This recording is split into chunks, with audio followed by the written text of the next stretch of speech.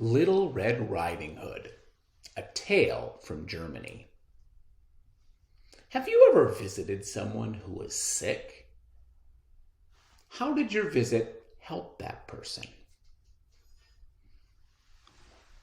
Once upon a time, there was a girl who always wore a red cape with a hood. Everyone called her Little Red Riding Hood. One day, Little Red Riding Hood's mother said, "Grandmother is not well. This basket of fruit and bread will help her recuperate. Take it to her, but do not stray or talk to strangers on the way." "I won't," promised Little Red Riding Hood.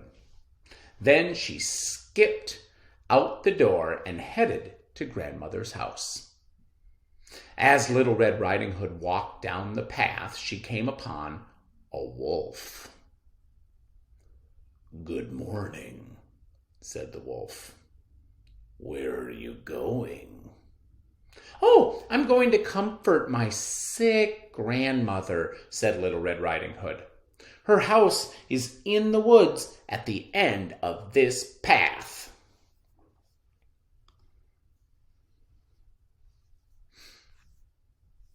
Now, the wolf had not eaten for days, and he was very hungry.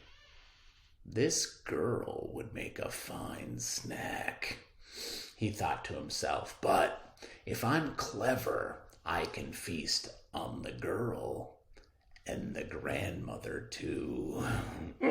And with that, he said goodbye to Little Red Riding Hood and hurried away. The wolf went straight to Grandmother's house. He walked right in and swallowed the grandmother up whole. Then he put on Grandmother's nightgown and the nightcap and hopped into her bed. Little Red Riding Hood had strayed along the way, stopping here and there to pick wild flowers. When she finally got to Grandmother's house, she was surprised to see the front door was wide open. "Good morning, Grandmother," she called as she walked in. There was no answer. So she went to the bed. Grandmother was tucked under the covers, but she looked strange. "Poor grandmother," Little Red Riding Hood thought to herself. "She isn't herself at all."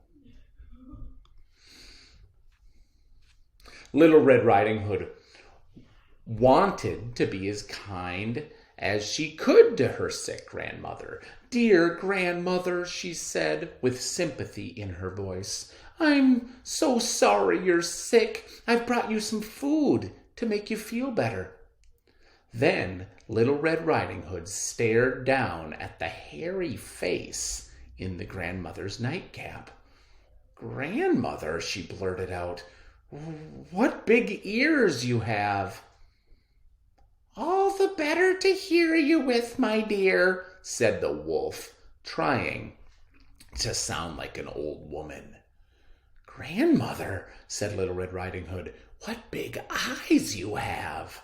"Oh, all the better to see you with, my dear," said the wolf, batting his eyes at Little Red Riding Hood as he grinned at her. "And grandmother," said Little Red Riding Hood, "what big teeth you have."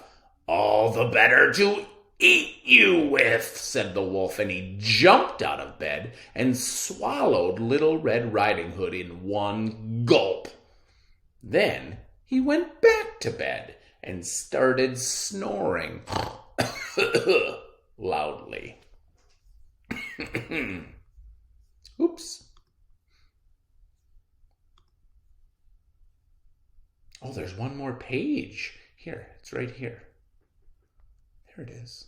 See it? Watch that one as I read the end. "Soon after, a hunter happened by Grandmother's house."